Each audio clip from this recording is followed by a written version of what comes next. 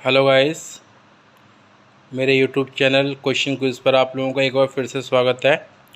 और आज हम लेक्चर 5 में कुछ महत्वपूर्ण बिंदुओं को लेकर के आए हैं जिनसे प्रतियोगी परीक्षाओं में लगातार आपसे प्रश्न पूछे जाते हैं।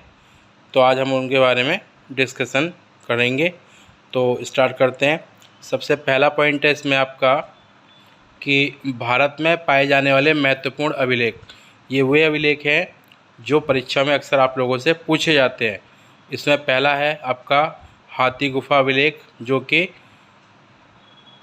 कलिंग राजा खारवेल से संबंधित है। दूसरा है जूनागढ़ अभिलेख, जो कि गिरनार में है, गुजरात में। ये रुद्रदामन से संबंधित है, जो कि शक शासक थे। तीसरा है आपका प्रयाग स्तंभ लेख, जो कि समुद्रगुप्त से संबंधित है, जो कि एक गुप्त शासक हुए हैं। चौथा है ऐहोल अभिलेख, जो कि पुलकेशिन द्वितीय, जो कि एक चालुक्य राजा थे, उनसे संबंधित है। और पांचवा है मेहरौली स्तंभ लेख, जो कि अशोक से संबंधित है। तो ये प्रमुख अभिलेख है हमारे, जो कि प्रतियोगी परीक्षाओं में आपसे पूछे जाते हैं। तो आप लोग ये ध्यान रखें। इसके अलावा सेकंड पॉइंट है हमारा, भारत में पुराणों की संख्या 18 है। भारत में पुराणों में भारतीय ऐतिहासिक कथाओं का सबसे अच्छा क्रमबद्ध विवरण है। साथ ही साथ में इसके रचयिता लोमहर्ष अथवा उनके पुत्र उग्रश्रवा माने जाते हैं। अगला पॉइंट है हमारा, कुछ पुराण भारतीय राजाओं की वंशावली व इनके राज्य के बारे में जानकारी प्रदान करने वाले मुख्य स्रोत माने जाते हैं। जैसे विष्णु पुराण मौर्य वंश की जानकारी देता है, मत्स्य पुराण आंध्र सातवाहन वंश की जानकारी देता है, वायु पुराण गुप्त वंश की जानकारी देता है। जिसमें इन सभी 18 पुराणों में सबसे पुराना और सबसे प्राचीन जो पुराण है वह मत्स्य पुराण है। तो पुराणों में मत्स्य पुराण सबसे प्राचीन और प्रामाणिक पुराण माना जाता है।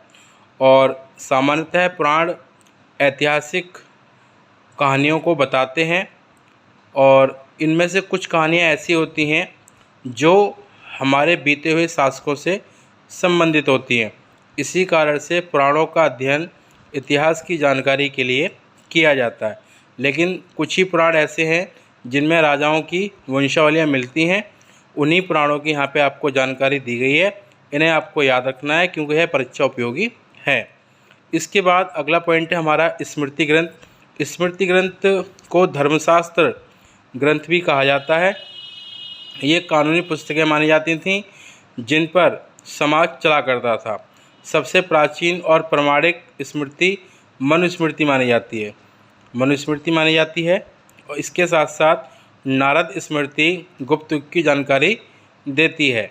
इसके अलावा मनुस्मृति में पुरुष और महिला के बीच संपत्ति पर अधिकार को लेकर के नियम बताए गए हैं कि पुरुष और महिला के बीच संपत्ति का विभाजन किस प्रकार से होगा, किन संपत्तियों पर पुरुष का अधिकार होगा और किन संपत्तियों पर महिलाओं का अधिकार होगा।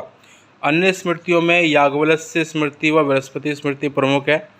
तो ये हमारी कुछ जानकारी थी परीक्षा उपयोगी, जिसमें आज हमने प्रमुख अभिलेख और भारत में पुराणों की संख्या और इनका राजाओं से संबंध और स्मृतियाँ और इनके प्रमुख प्रकार जो कि परीक्षा उपयोगी होते हैं वो हमने डिस्कस किए। और अब समय है लेक्चर 4 में पूछे गए करंट क्वेश्चन क्विज़ का।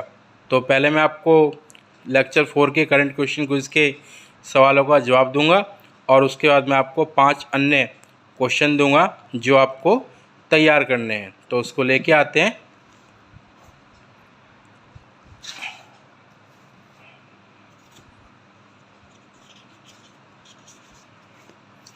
तो ये हमारे कल पूछे गए 5 सवाल थे।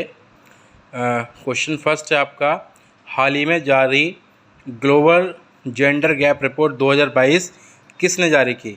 इसका सही ऑप्शन है बी, वर्ल्ड इकोनॉमिक फोरम ने। क्वेश्चन सेकंड है, हाल ही में जारी भारत नवाचार सूचकांक 2021 जारी किया गया। इसमें शीर्ष स्थान किस राज्य को मिला? इसका सही आंसर है ऑप्शन ए, कर्नाटक।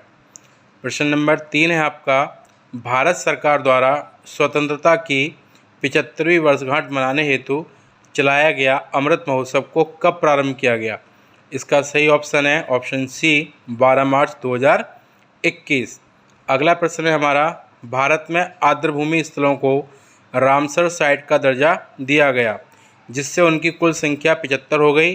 तब भारत में सर्वाधिक आर्द्रभूमि वाला राज्य कौन सा है? इसका सही ऑप्शन है सी तमिलनाडु।